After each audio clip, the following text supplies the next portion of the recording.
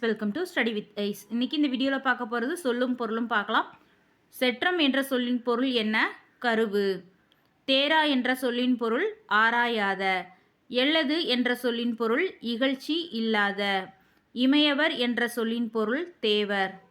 புல் என்ற சொல்லின் பொருள் பறவை. புன்கண் என்ற சொல்லின் பொருள் துன்பம். ஆழி என்ற சொல்லின் பொருள் தேர்ச்சக்கரம். ஏசா என்ற சொல்லின் பொருள் பழி இல்லாத. கோரல் என்ற சொல்லின் பொருள் கொள்ளுதல். கொச்சம் என்ற சொல்லின் பொருள் அரச நீதி.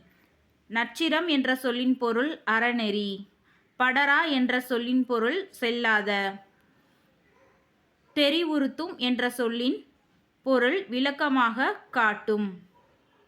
சுவடி என்ற சொல்லின் பொருள் நூல். எளிமை என்ற சொல்லின் பொருள் வறுமை.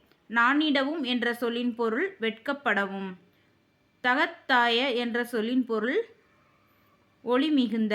அம்பி என்ற சொல்லின் பொருள் படகு. நாயகன் என்ற சொல்லின் பொருள் தலைவன்.